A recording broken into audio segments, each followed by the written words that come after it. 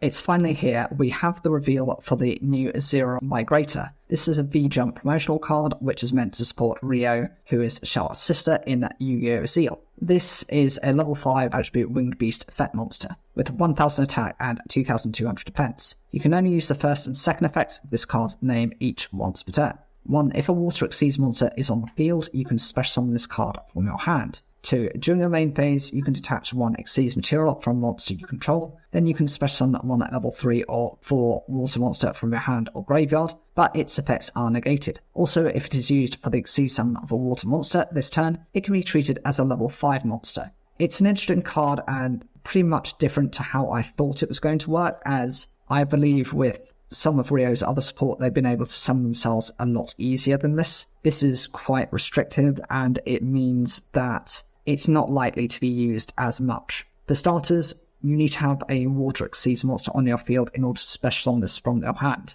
Otherwise, you're going to have to tribute over to bring this card out, or find alternative means to bring this out without said water exceeds monster. The second ability, just by detaching an exceeds material from a monster, you can just bring out a level 3 or 4 monster from the hand or graveyard. Their effects are negated, and then it can be used for the exceed summon of a water monster.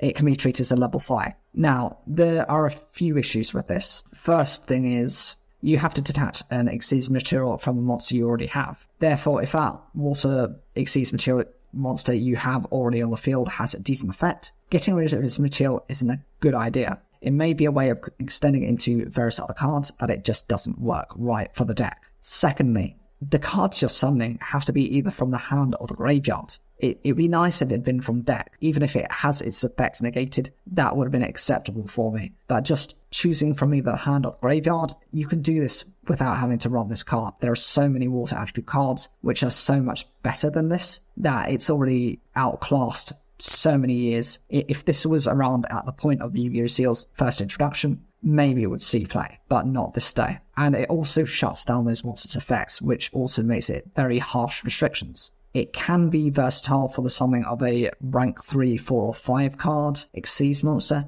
but bear in mind that a lot of Sharks cards have that inbuilt within their own effects, and therefore makes it less reasonable for you to run this particular card. I love the design on this card, I just wish it had pretty much different effects. I just don't think it's worthwhile. It's just using up your materials and using them in the worst way imaginable. I think I'm actually really disappointed with this card, and I will actually link to what my original opinions of this card were going to be. But yeah, it's definitely not what I expected. And we'll have a quick look as to what other people feel of this card, just to get kind of a flavour of what they have as an understanding. It feels like a card designed mostly for Duel Links with the Zeal world, probably during a Mirag Nash event in the coming months. I totally agree. With the Duel Links, you are restricted to 3 field zones, and therefore it's okay for that type of slower pacing, but not in this point. Nice one, someone says. I don't agree with that. I just don't think it's a reasonable card.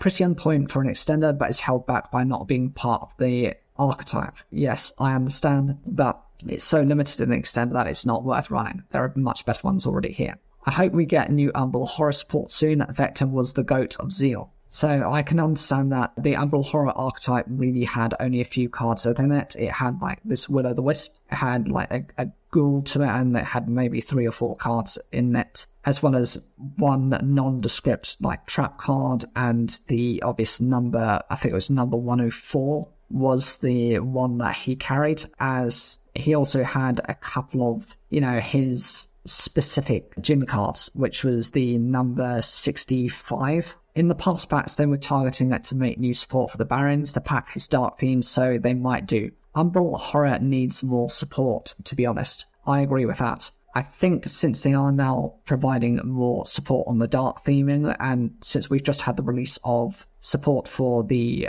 evil heroes, that in somewhere in the future we might be getting some additional support as well, because there are another 2 slot spaces for different archetypes as they run on the 3 archetype-based characters. If I had to guess what the V-Jump promo for September is going to be, I'm going to guess Blue Eye support since the structure deck comes out next month. I hope we get Critias as an actual monster. That would make sense because they do tend to support whatever's just about to come out in the TCG or OCG, whichever you are within. The past 3 promos have been anime adjacent cards that support a recently released theme. If the pattern holds, the next one should support an anime theme from Range of the Abyss. It wouldn't be Blue Eyes, as that structure deck won't come out for a few months, so yeah, it might still be additional water attribute support. Or you never know, since we just had Battle Wasp support, which was also in Rage of the Abyss, that's also another example of a card that can come out. A few months, you mean next month? At least do your research before you try to respond to someone with criticism. Okay.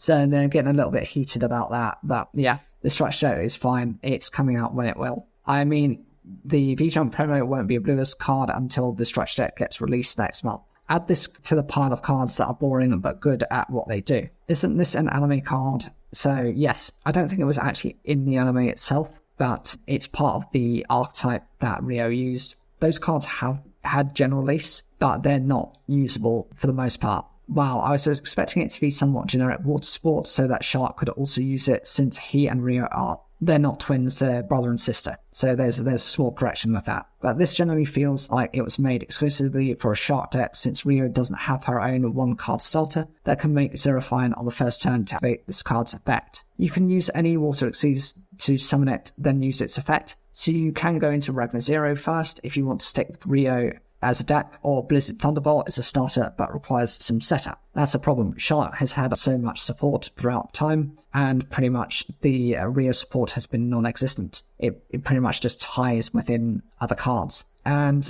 this one's asking about what pack has Dark Themes, the newest deck build kind of set. You have the attribute sets, the next one that's being hit is Dark Attribute. I think we have pretty much an attribute support for most of the characters. Basically, just like Galaxy Wardrake, it isn't clear if this is supposed to be supporting Shark or Rio. Like, when we weren't sure if Wardrake was for Kaito or Misael. Would have been nice to get a wave of Rio support instead of one single card. I can agree to that. Rio doesn't have the support needed to bring out a decent deck. You pretty much have to splash it into any generic water attribute decks. A pretty good extender for the Rio deck. All she needs now is a couple more extenders, some starters, combo pieces, an archetype, and the kitchen sink. Yeah, I get that. You need pretty much so many cards to just make it even usable. Not even competitively viable, just usable. You can make a 60-card deck of nothing but water without duplicates, yes. Pretty much now these days it's just generic water deck. I can play it on Goblins to act as Valiant Shark Lancer, Nash, or this 1973 or 94.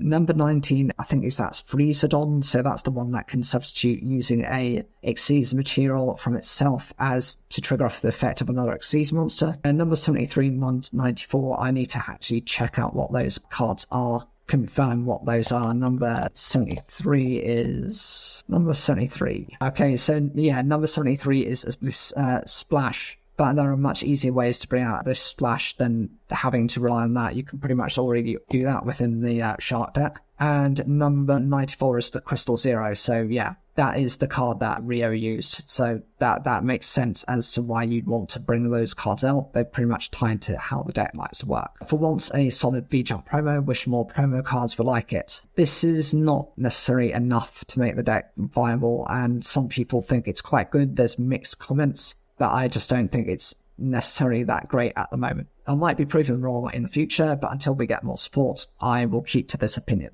Whatever you guys think, I'd like to see those in the comments down below. Make sure to like the video if you really enjoyed it, and it'd be great if you could subscribe and click the notifications so that you don't miss another of our episodes.